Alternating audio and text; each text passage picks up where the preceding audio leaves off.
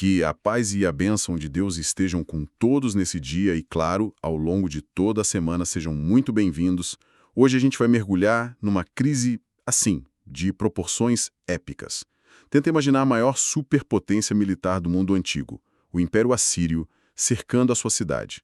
Um império com um histórico de aniquilar nações. É exatamente isso que está acontecendo em Jerusalém por volta de 701 a.C. Uma situação de pânico total, né? Exato. E para analisar esse momento de tensão máxima, a gente tem em mãos o relato do profeta Isaías, no capítulo 37, e vamos nos apoiar bastante nos comentários do teólogo John A. Martin, que ajuda a gente a ver, sabe, as nuances por trás da história. Nossa missão aqui é entender como um líder, o rei Ezequias, reage a uma ameaça de aniquilação total. É uma história sobre poder, política e, acima de tudo, sobre o tipo de fé que aparece quando todas as outras opções acabaram. E é uma história de contrastes impressionantes. De um lado, você tem esse poderio militar, assim, brutal. Do outro, um rei que toma decisões que, para qualquer estrategista da época, pareceriam uma completa loucura. É nesse choque que a história se desenrola. Ok, vamos mergulhar nisso. A situação é desesperadora. O rei assírio, Senaqueribe, não é um inimigo qualquer. Ele já tinha conquistado 46 cidades fortificadas de Judá. 46, é um número absurdo. E a cidade de Laquis, que era uma fortaleza estratégica, foi tomada de forma brutal. A gente tem até relevos assírios que mostram isso em detalhes. Jerusalém é a última peça do dominó. E para piorar, o comandante de campo do Senaqueribe, o Rabsaqué, que aliás é um título, né, não um nome. Isso, tipo um generalíssimo. Exato. Ele já tinha feito um discurso de guerra psicológica nas muralhas, gritando em hebraico para todo mundo entender que o Deus deles não ia poder salvá-los. A moral do povo estava no chão. Com certeza. A pressão era total. Militar, psicológica e espiritual. E é bem aqui que a gente vê a primeira atitude do Ezequias, uma atitude que define todo o resto. O texto diz que, ao ouvir o relatório, ele rasga suas vestes, se cobre de pano de saco e entra no templo do Senhor. E é importante frisar, né? Isso não é um ato de pânico descontrolado. É uma declaração pública, cheia de simbolismo. Totalmente. Rasgar as vestes era a expressão máxima de luto, de desespero. E o pano de saco era o uniforme da humildade, do arrependimento. Ele está na frente de todo mundo admitindo: a gente não tem força para lidar com isso. É uma admissão de impotência. E o lugar onde ele faz isso é crucial. O templo. Ele não convoca o conselho de guerra. Não, ele não manda emissários para o Egito tentando uma aliança de última hora. Nada disso. Ele vai direto à presença de Deus, e aqui o comentário do John Martin destaca um contraste que é fundamental com o pai de Ezequias, o rei Acás. Isso é muito interessante. O pai dele, Acás, enfrentou uma crise parecida uns 30 anos antes, com outros reinos ameaçando Jerusalém, e a reação dele foi o oposto completo, não foi? Totalmente.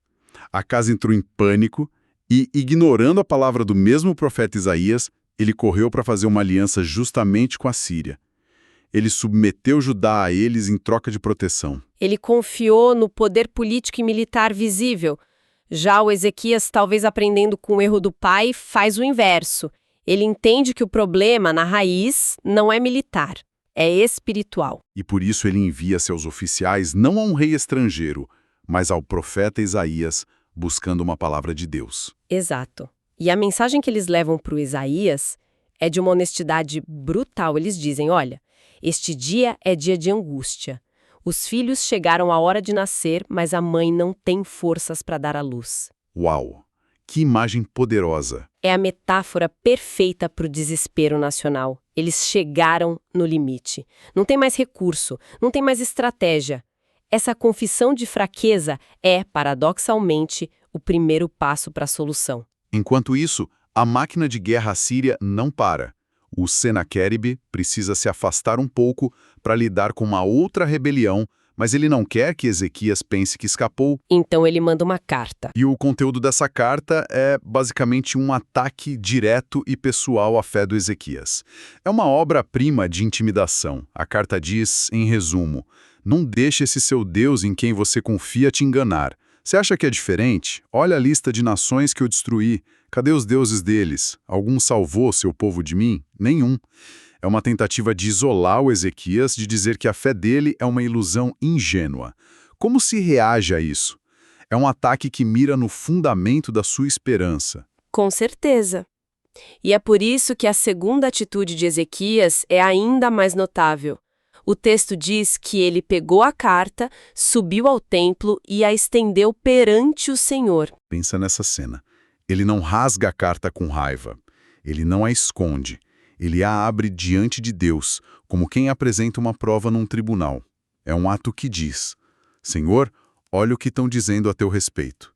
Esse problema não é mais meu, é teu. Então o que Ezequias faz aqui é uma jogada de mestre. Ele tira a disputa do campo de batalha terrestre e leva para o tribunal celestial. Ele está dizendo: Deus, isso não é mais sobre Judá contra a Síria, é sobre a reputação do teu nome. Exatamente. E a oração dele confirma isso. O comentário do Martin ressalta que a oração não começa com socorro, mas com adoração. Ele começa dizendo: Ó Senhor dos exércitos, Deus de Israel que estás entronizado acima dos querubins. Cada palavra é uma declaração teológica. Senhor dos exércitos significa que ele comanda exércitos muito superiores ao da Assíria. Entronizado acima dos querubins, o coloca no centro do universo, no lugar de máximo poder. Só depois de estabelecer quem Deus é, que ele apresenta o pedido final. Que é a chave de tudo. Ele não diz, salva a gente para a gente não morrer. Ele diz, agora, livra-nos das suas mãos, para que todos os reinos da terra saibam que só tu és o Senhor. O objetivo não é a sobrevivência, mas a glória de Deus. E que resposta! Ezequias coloca a bola na quadra de Deus e a resposta vem imediatamente através de Isaías. E não é uma simples mensagem de conforto, né? Não mesmo, ela é potente, quase sarcástica. O comentário de Martin ajuda a ver a estrutura, que tem 3 partes. A primeira é a humilhação direta do Senaqueribe. Deus se dirige a ele e pergunta a quem você afrontou e de quem blasfemou. E aí Deus personifica Jerusalém como a Virgem, a filha de Sião. Isso. E essa virgem despreza-o e zomba de você. A filha de Jerusalém meneia a cabeça por trás de você. É a imagem de um agressor arrogante que agora foge humilhado com a vítima rindo dele pelas costas. É uma inversão de poder total. E aí vem o golpe na arrogância dele. Deus basicamente diz: você se orgulha de suas conquistas, mas fui eu quem planejou tudo isso há muito tempo. Você foi só a ferramenta na minha mão. Isso é esmagador para o ego de Senaqueribe. Ele se via como o mestre da história, mas Deus revela que ele era só um machado na mão do lenhador.